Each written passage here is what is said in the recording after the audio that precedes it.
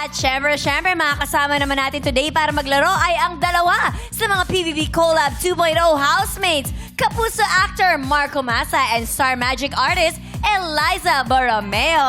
Yeah! Hello! Halika dito dalawa! Yes, Marco and Eliza! and Marco. Hi! Hello, Marco. Hello! Welcome back to Showtime! Oh, welcome to Showtime. Bumati muna kayo sa ating madlang people. 1, 2, 3. What's up, madlang people? At syempre, Miguel at Eliza, batiin nyo naman yung fan. Hello po! Hi, guys. Marco pala, Marco. Oo. Ngayon, ano ba ang mga natutunan nyo sa bahay ni Kuya? Ikaw, Eliza. Ako, marami. Sobrang dami po eh. Kasi kami pong dalawa ni Marco yung nag-wildcard po. So, sa journey po na yon talagang marami po akong lessons po na natutunan. And isa po talaga na lagi ko pong binibit-bet and bibit-bitin ko kahit ano mangyari sa buhay ko is yung pagiging strong po. Yan, At tama.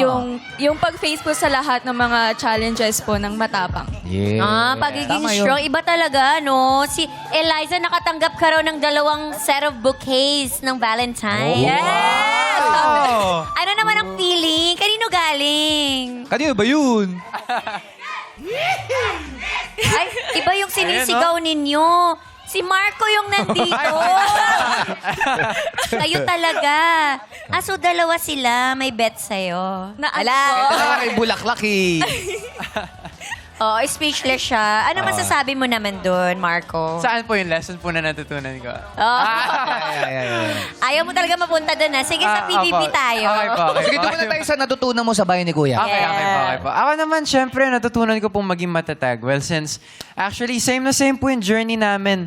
Second evictee po kami, tapos bumalik po kami as wildcard. So, ayun po, naging matatag po talaga ako during the process. At bibit-bitin ko rin po yun hanggang sa outside world.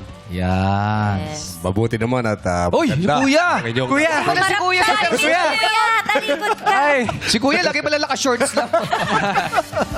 Kasombrero. At siyempre, ano naman ang mensahe nyo sa inyong mga supporters?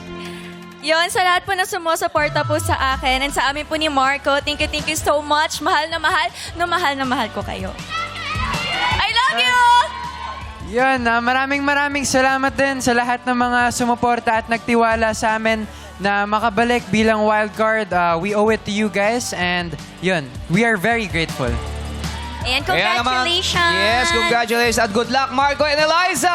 At mula sa pagsunod ng task ay kailangan nyo namang galingan ngayon sa paglalaro dahil pag kayo ang umabot sa jackpot round ay pipili tayo ng isang madlang player na mag-uwi para sa ating jackpot prize.